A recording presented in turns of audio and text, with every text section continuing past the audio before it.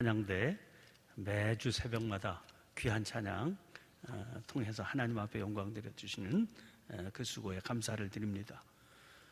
17장 시작하자마자 우리 아브라함의 나이가 나오는데요, 16장의 마지막 절, 바로 앞절인 16절은 이렇게 되어 있습니다. 하갈이 아브라함에게 이스마엘을 낳았을 때 아브라함이 86세였더라. 그 16장 마지막 절도 아브라함의 나이가 소개가 되고 있고요, 17장 1절은 이렇죠. 아브라함이 99세 때에 여호와께서 아브라함에게 나타나사. 그래서 바로 앞절에는 아브라함이 86세였다 하는 게 소개가 되고, 그 다음 절은 99세였다 이렇게 소개가 되고 있습니다. 그 시간 차를 보면 13년이 되죠. 아브라함이 전체 생애가, 살았던 생애가 120년이거든요. 120년 가운데 13년, 그러면 10분의 1을 넘는 상당히 긴 시간 아닙니까? 그런데 아브라함의 생애를 소개하는 성경은 창세기 12장부터 시작해서 25장까지 14장이나 되는 그런 아주 많은 분량이거든요. 그 많은 분량을 아브라함의 생애에 소개하면서 무려 13년을 그저 한 절 사이에 훌쩍 건너뜁니다. 아니, 이 시간 동안 아무 일도 없었던 건가? 그럼 아무 일도 다루어지지 않은 이유가 뭘까 하는 겁니다. 우리가 추측해 볼 수 있는 이유라고 하는 건 한 가지밖에 없습니다. 거기 이스마엘이 있었다는 거죠. 그 이스마엘이 자라는 기간 13년 동안 기록이 없다는 거예요. 눈앞에서 재롱 떠는 이스마엘에게 푹 빠져서 아브라함이요, 자기 삶의 주인이신 하나님을 잊고 사는 바람에 23년 동안은 기록할 일이 없던 거죠. 그런데 하나님께서는 그런 아브라함에게 나타나셔서 그 앞에 15장에서 아브라함과 맺으셨던 언약을 다시 갱신하십니다. 그리고 그 언약의 징표로 몸에 할례를 행하라 그렇게 명하십니다. 또 할례를 명하라고 하시기에 앞서서 아브라함, 그때까지 이름이 아브라함이었는데 아브라함, 열국의 많은 무리의 아버지라 그렇게 이름을 바꾸라고 그랬어요. 그리고 할례를 행하라고 하신 뒤에는 사라의 이름을 바꾸라고 그래요. 그때까지는 사례였는데 그 아내의 이름을 사라, 여주인으로 계명하라고 그러십니다. 그렇게 하시는 이유가 오늘 본문 16절에 나와 있습니다. 내가 그에게 복을 주어 그가 네게 아들을 낳아주게 하며 내가 그에게 복을 주어 그를 여러 민족의 어머니가 되게 하리니 민족의 여러 왕이 그에게서 나리라. 이 한 절 말씀에 내가 그에게 복을 주겠다 하는 똑같은 구절이 두 번이나 반복되고 있습니다. 그리고 그 복의 증거가 뭐냐? 아들을 낳아주게 하신다는 겁니다. 당신 잊어버리고 살던 아브라함인데 그 아브라함을 하나님께서 먼저 친히 찾아오셔서 그와 새로운 언약을 세우시며 축복하십니다. 아니, 이러니까 분위기가 어떻겠어요? 그 분위기가 아주 진지하고 엄숙합니다. 그런데 하나님께서 내리시는 이런 분위기 속에서 하나님께서 내리시는 놀라운 축복의 선언을 듣는 아브라함의 태도가 의외입니다. 17절 말씀 보시면 거기 엎드려 웃으며 그랬거든요. 아니, 이렇게 진지하고 엄숙한 분위기에서 엎드려 웃었다는 겁니다. 그리고 그 웃음의 의미가 이어지는 말 속에 그대로 드러나 있습니다. 17절 전체를 보시면 이렇게 되어 있습니다. 아브라함이 엎드려 웃으며 마음속으로 이르되 100세 된 사람이 어찌 자식을 낳을까? 사라는 90세니 어찌 출산하리요? 그러니까 웃음의 의미는 불신이었던 거예요. 아니, 이루어지지 않을 얘기를 왜 저렇게 하시나? 그렇게 받아들였다는 겁니다. 그 불신의 근거가 뭡니까? 자기 나이가 100세나 됐다는 거예요. 말씀하시는 분이 전능하신 하나님이시기는 하지만 이건 안 된다. 그러니까 그 말씀하시는 하나님께서 전능하신 분이시다, 이 사실 믿지 못하겠다, 그런 말과 뭐가 다릅니까? 그리고 마음속 생각을 이렇게 자기의 말로 표현합니다. 이어지는 18절 보세요. 아브라함이 이에 하나님께 아뢰되, 이에라고 했잖아요. 그런 마음 때문에 하나님께 이렇게 말씀드렸다는 거예요. 이스마엘이나 하나님 앞에 살기를 원하나이다. 우리나라 말의 특징이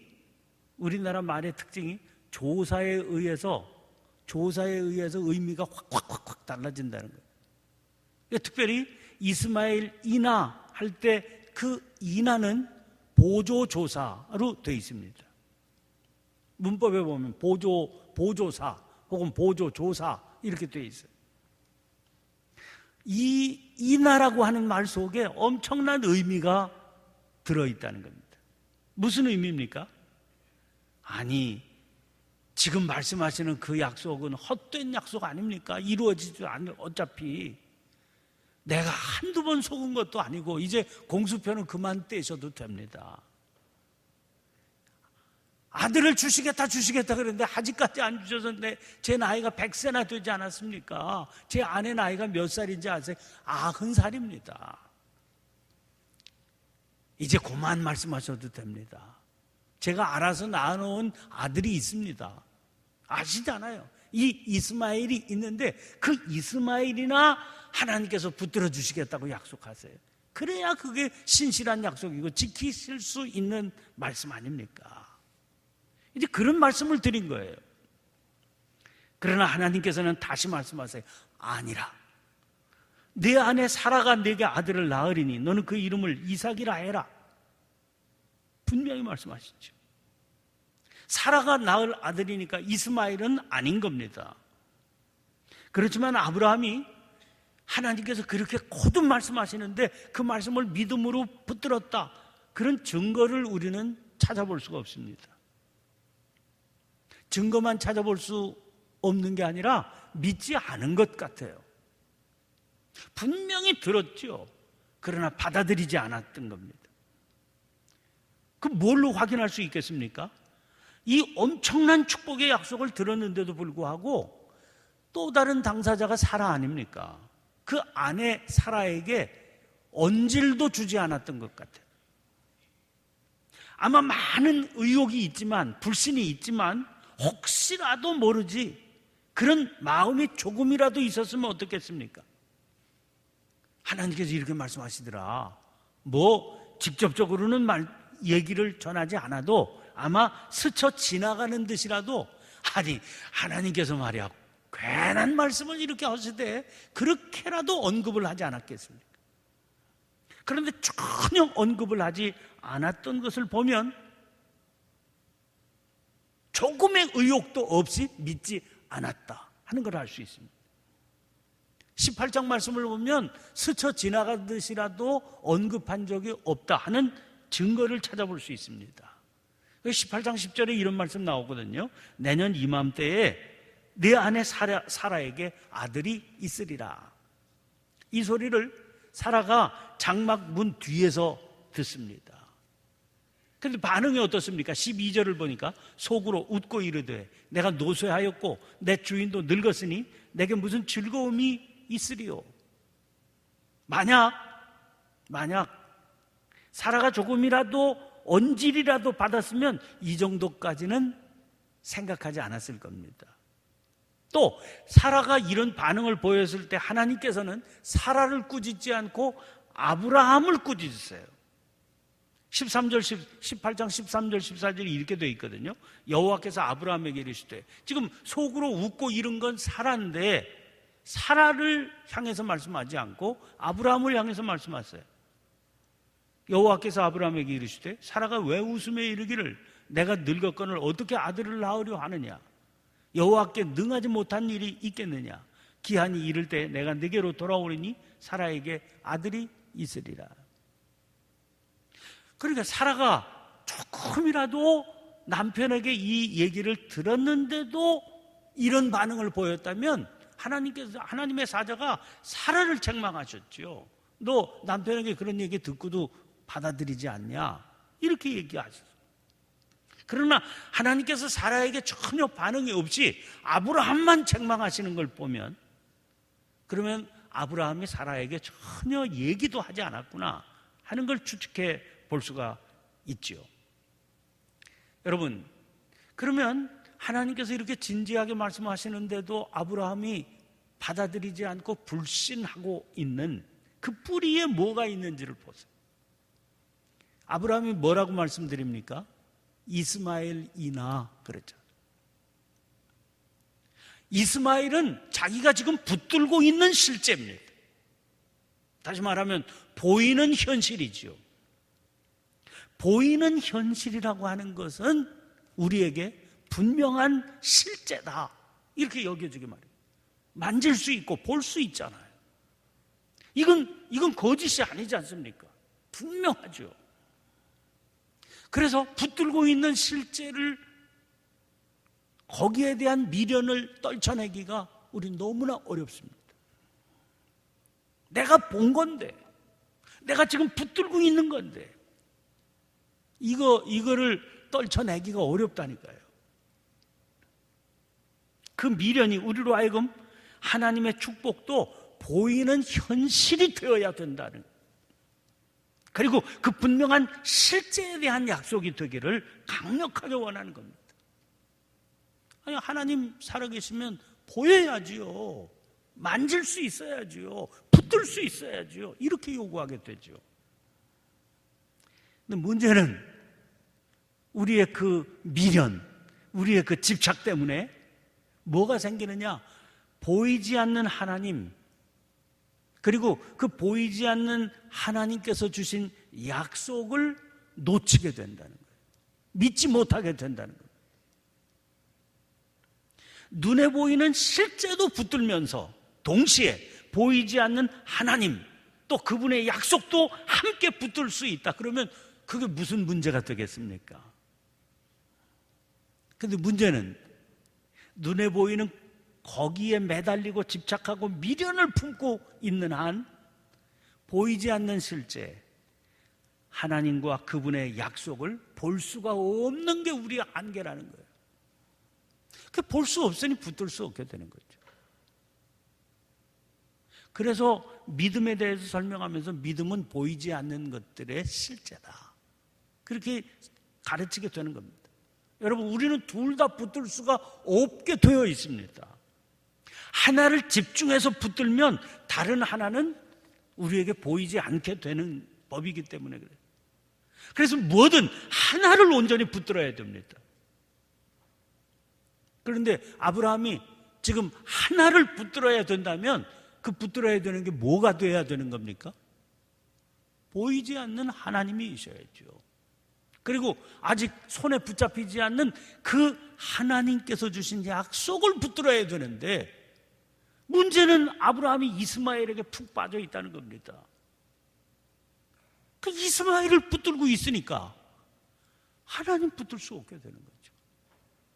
그래서 자꾸만 물어야 되는 겁니다. 혹시 나에게 있는 이스마엘은 뭘까? 그게 우리를 하나님 보지 못하게 가로막고 있는 것이거든요. 자, 아브라함의 집착과 미련으로 인한 불신의 모습을 본 우리는 그 다음 장면이 그런데 당혹스럽죠. 23절부터 25절이 이렇게 되어 있어요. 이에 아브라함이 하나님이 자기에게 말씀하신 대로 이날에 그 아들 이스마엘과 집에서 태어난 모든 자와 돈으로 산 모든 자, 곧 아브라함의 집 사람 중 모든 남자를 데려다가 그 포피를 베었으니, 아브라함이 그의 포피를 벤 때는 99세였고 그의 아들 이스마엘이 그의 포피를 벤 때는 13세였더라. 지금 아브라함의 현실이 어떻습니까? 보이는 실제에 대한 미련과 집착 때문에 이스마엘 놓지 못하고 있습니다. 그래서 하나님의 말씀이 안 들려요. 하나님의 약속이 그 약속을 붙들지는 못하고 있습니다. 그런데 그런 상황이기는 하지만 아브라함은 하나님께서 말씀하신 할례를 말씀 그대로 행하고 있습니다. 23절에 이에 아브라함이 하나님이 자기에게 말씀하신 대로 행했다는 거예요. 우리는 아브라함을 믿음의 조상이라고 그래요. 믿음의 조상, 믿음의 아버지인 아브라함은 어느 날 하루아침에 하늘에서 내려온 존재가 아니라는 겁니다. 연약한 존재예요. 그래서 이스마엘에게 빠져서 13년 세월이 어떻게 지났는지도 모를 정도로 하나님께서 말씀하셔도 그걸 놓지 못하는 연약한 모습. 그래서 불신 때문에 고투하고, 그래서 넘어지기도 하고 흔들리기도 하고. 그런데 그런 연약함 가운데서도요, 하나님께서 말씀하시면 믿어지지 않는데 그냥 말씀 그대로 순종하는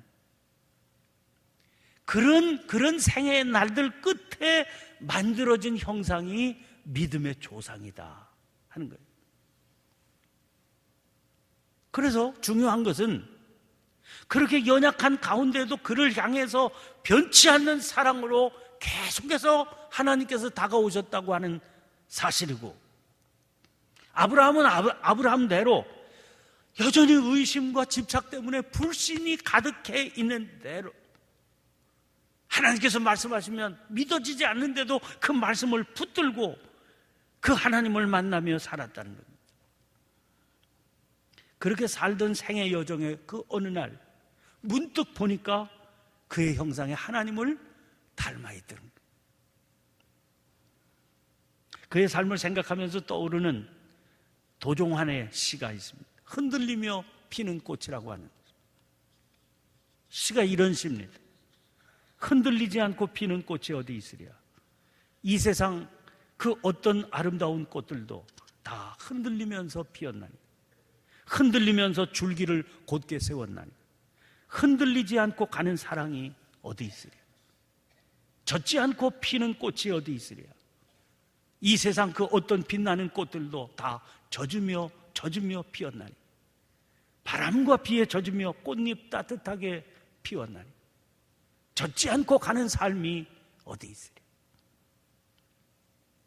바람에 아무 힘도 없이 그냥 쓰러질 듯 흔들리고, 또 비가 쏟아지면 그 비를 그대로 다 맞아서 추레하게 젖으면서도 그래도 하늘을 향해서 줄기를 곧게 세우니까 어느 날 문득 꽃잎이 따뜻하게 피어있더라는 거예요. 그것이 우리 삶의 표상이 된다. 그래서 시인이 노래한 것 아니겠습니까? 저는 그것이 하나님 안에서 살아가는 우리 믿음의 삶의 표상이다, 그렇게 말하고 싶어요. 세상에 믿음의 조상인 아브라함도 바람에 흔들리면서 때로는 비에 흠뻑 젖으면서 추레한 모습으로 살지 않았습니까? 그러니 우리인들 뭐가 다르겠습니까? 아무리 믿음으로 산다고 그래도 흔들리지 않고 가는 인생이 어디에 있겠습니까? 문제는 그런 중에도 하늘을 향해서, 다시 말하면 살아계신 하나님을 향해서 줄기를 곧게 세우라는 겁니다. 믿어지지 않아도 말씀을 순종하고 나가라는 거예요.